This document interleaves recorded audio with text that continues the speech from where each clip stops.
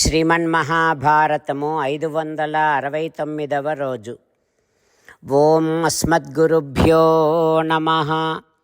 నారాయణం నమస్కృత్య నరం చైవ నరోత్తమం దేవీం సరస్వతీం వ్యాసం తతో జయం ఉదీరయేత్.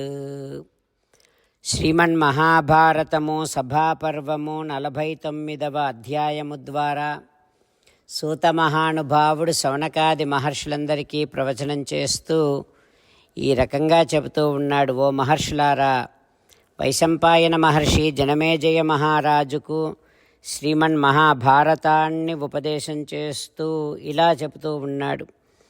ఓ రాజా, దుర్యోధనుడు ధృతరాష్ట్రునితో చెప్పగానే తన బాధనంతను చెప్పుకోగానే ధృతరాష్ట్రుడు ఈ రకంగా అంటూ ఉన్నాడు. ఓ దుర్యోధన, నేను విదురునికి చెప్పకుండా ఏ పని చెయ్యను అని అనగానే దుర్యోధనుడు ఈ రకంగా అంటూ ఉన్నాడు. ఓ తండ్రి, నువ్వు ఈ విషయమంతా విదురునితో చెబితే విదురుడు నీ చేత ఈ పనిని చేయించడు. ఓ రాజేంద్ర, అట్లా విదురుని మాట పట్టుకొని నేను అడిగినట్టుగా నువ్వు కనుక చేయకపోతే ఇక నేను చనిపోతాను, ఇది నిశ్చయం. సత్వం మయి మృతే రాజన్ విదురేణ సుఖీ భవ భోక్ష్యసే పృథివీం కృత్స్నాం కిం మయా త్వం కరిష్యసి. ఓ తండ్రి, ఇక నేను కనకపోతే అప్పుడు నువ్వేం చేయొచ్చంటే నువ్వు హాయిగా విదురునితో సుఖంగా ఉండవచ్చు. ఈ భూమినంతటినీ నువ్వే అనుభవించు, ఇక నీకు నాతో పనేమిటి అని దుర్యోధనుడు అనగానే ఆ దుర్యోధనుని బాధను గుర్తించినటువంటి ధృతరాష్ట్రుడు వెంటనే దుర్యోధనుని ఆలోచనకు మొగ్గు చూపించి సేవకులను పిలిపించి ఈ రకంగా అంటూ ఉన్నాడు. ఓ సేవకుల్లారా, వెంటనే 1000 స్తంభాలతో 100 ద్వారాలతో విశాలమైనటువంటి అందమైనటువంటి చూడచక్కనైనటువంటి ఒక సభా భవనాన్ని త్వరగా శిల్పుల చేత నిర్మింపచేయండి. ఆ తర్వాత అన్ని దేశాల నుండి ఈ చెక్కుడు పని చేసేటటువంటి వారిని పిలిపించి ఈ కట్టిన భవనములో రత్నాలను పరిపించండి. ఆ రీతిగా అమర్చి భవన నిర్మాణము పూర్తి అయిన తర్వాత నాకు తెలియచేయండి. ఓ దుర్యోధన, నీ శాంతి కోసమని నేను ఈ పని చేస్తున్నాను అని ధృతరాష్ట్ర మహారాజు దుర్యోధనుని కోసము చేసే పనిని విదురునికి చెప్పటం కోసం విదురుని కోసం సేవకుణ్ణి పంపించాడు. విదురుడిని అడగకుండా అపృష్ట్వా విదురం స్వస్య నాసీత్ కశ్చిత్ వినిశ్చయః. విదురుడిని అడగకుండా ధృతరాష్ట్రుడు స్వయంగా ఏది నిశ్చయించడు. జూదం వల్ల కలిగేటటువంటి దోషాలను తెలిసి కూడా ధృతరాష్ట్రుడు పుత్ర మమకారానికి లొంగిపోయాడు. సరే, ఇక విదురునికి వార్త అందింది. బుద్ధిమంతుడైనటువంటి విదురుడు జూదం ఎట్లాంటిదో తెలిసినటువంటి వాడు. కలహానికి వినాశనానికి ద్వారము లాంటిది జూదం. ఆ విషయము తెలిసినటువంటి విదురుడు ఇక జూదమే జరగనున్నది అనేటటువంటి వార్తను విని వెంటనే ధృతరాష్ట్ర మహారాజు వద్దకు పరిగెత్తుకుంటూ వచ్చాడు విదురుడు. ఆ తర్వాత ఏం జరుగుతుందో రేపు తెలుసుకుందాం. జై శ్రీమన్నారాయణ. జై శ్రీమన్నారాయణ. అమ్మా నాన్నలకు సాష్టాంగ నమస్కారం చేద్దాం. మన ఆచార్యవర్యుల శ్రీచరణారవిందములకు సాష్టాంగ నమస్కారం చేద్దాం. శ్రీ వేదవ్యాస మహర్షుల వారి దివ్య పాదారవిందములకు సాష్టాంగ నమస్కారం చేద్దాం. శ్రీ విఘ్నేశ్వర స్వామి వారి శ్రీచరణారవిందములకు సాష్టాంగ నమస్కారం చేద్దాం. శ్రీమన్మహాభారత గ్రంథరాజమునకు శిరస్సు వంచి నమస్కరిద్దాం. శ్రీకృష్ణ భగవానుని శ్రీచరణారవిందములకు సాష్టాంగ నమస్కారం చేద్దాం.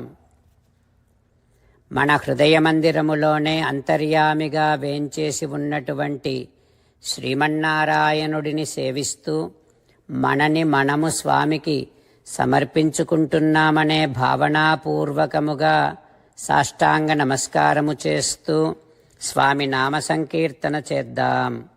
శ్రీమన్నారాయణ నారాయణ నారాయణ శ్రీమన్నారాయణ నారాయణ నారాయణ. శ్రీమన్నారాయణుడే శ్రీకృష్ణ భగవానుడిగా వచ్చి మనందరికీ భగవద్గీతను ఇచ్చి మనందరినీ ఒక 8 పనులు చేయమని చెబుతూ ఉన్నాడు. అందుకని భగవన్ తప్పకుండా చేస్తామంటూ మనం ప్రతిరోజు ఈ రకంగా మాట ఇద్దాం. హో శ్రీమన్నారాయణ కరిష్యే వచనం తవ సర్వం శ్రీకృష్ణార్పణమస్తు. జై శ్రీమన్నారాయణ. జై శ్రీమన్నారాయణ. భక్తులకు ప్రత్యేకమైనటువంటి విజ్ఞాపన.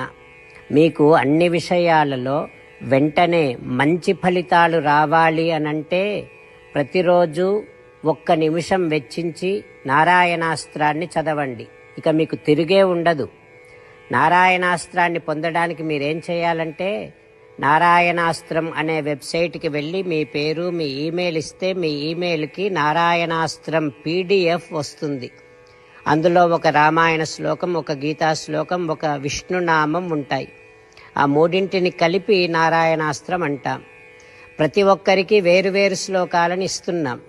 ఆ రకంగా ఎవరి శ్లోకాన్ని వారు ప్రతిరోజు తప్పనిసరిగా చదవటం వలన ప్రతిరోజు ప్రతి 24,000 భక్తులతో ఒకసారి సంపూర్ణ రామాయణ పారాయణ, 33 సార్లు శ్రీమద్ భగవద్గీత పారాయణ, 24 సార్లు శ్రీ విష్ణు సహస్రనామ స్తోత్ర పారాయణ జరుగుతుంది. ప్రతి ఒక్కరికి అంతటి విశేష ఫలితము ప్రతిరోజు లభిస్తుంది. అందుకని మీరు మీ కుటుంబ సభ్యులు అందరూ ఒక్కొక్కరు ఒక్కొక్క నారాయణాస్త్రాన్ని వెంటనే పొందండి. జై శ్రీమన్నారాయణ. శ్రీమద్ భగవద్గీత సారాంశముగా 18వ అధ్యాయములో 65 నుంచి 69 శ్లోకముల ద్వారా శ్రీకృష్ణ భగవానుడు మనందరినీ ఒక 8 పనులు చేయమని చెబుతూ పరమాత్మ ఈ రకంగా అంటూ ఉన్నాడు. ఎవరెవరైతే నేను చెప్పిన ఈ 8 పనులు చేస్తారో వారందరూ నాకు చాలా ఇష్టమైన వారవుతారు. అప్పుడు వారిని నేను సకల పాపముల నుండి సకల దుఃఖముల నుండి విముక్తులను చేసి నా అంతటి వారిగా చేసుకుంటా, తరగని ఆనందాన్ని అనుభవింపచేస్తా.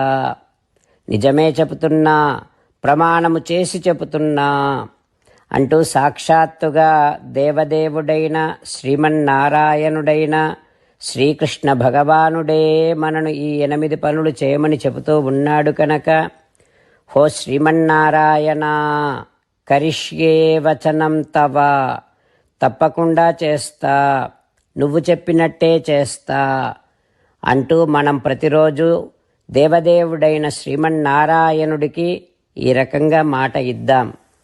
హో శ్రీమన్నారాయణ నువ్వు చెప్పినట్టే నేను నిన్నే సంతతము ధ్యానము చేస్తూ ఉంటా. హో శ్రీమన్నారాయణ నువ్వు చెప్పినట్టే నేను నీ భక్తుడిగానే ఉంటా. హో శ్రీమన్నారాయణ నువ్వు చెయ్యమన్నట్టే నేను నా విధులను కర్తవ్యాలను నీ సేవగా నీ తృప్తి కోసమనే సక్రమంగా నిర్వర్తిస్తూ ఉంటా. హో శ్రీమన్నారాయణ నువ్వు చెప్పినట్టే నేను నీవాడిని అనే మహావిశ్వాసాన్ని సంతతము కలిగి ఉంటూ నా హృదయములో నీకే నమస్కరిస్తూ ఉంటా. హో శ్రీమన్నారాయణ మామేకం శరణం వ్రజ నన్నొక్కడిని మాత్రమే శరణు వేడుకో అని నువ్వే అన్నావు కనుక నేను నిన్ను ఒక్కడిని మాత్రమే శరణు వేడుకుంటా. హో శ్రీమన్నారాయణ మా శుచః ఇక దుఃఖించకు అని నువ్వే నాకు భరోసా ఇస్తూ ఉన్నావు కనుక నేను ఇక దుఃఖించను. హో శ్రీమన్నారాయణ నువ్వు చెప్పినట్టే నువ్వు నా కోసమని చెప్పిన శ్రీమద్భగవద్గీతను ఎప్పుడో ఒక్కసారి కాకుండా ప్రతిరోజు కనీసం ఒక్క శ్లోకాన్నైనా అనుసంధానము చేస్తూ గీతోపదేశాన్ని జ్ఞాపకం చేసుకుంటూ ఉంటా. హో శ్రీమన్నారాయణ, నువ్వు చెప్పినట్టే నువ్వందరి కోసమని చెప్పిన శ్రీమద్భగవద్గీతను తెలియని భక్తులందరికీ తెలియచేసే నా వంతు ప్రయత్నాన్ని నిరంతరము కొనసాగిస్తూనే ఉంటా. హో శ్రీమన్నారాయణ, నేను నువ్వు చెప్పినట్టే చేస్తా, నీకు నచ్చినట్టే ప్రవర్తిస్తా, నీకోసమే పని చేస్తూ ఉంటా. కరిష్యే వచనం తవ. సర్వం శ్రీకృష్ణార్పణమస్తు. జై శ్రీమన్నారాయణ.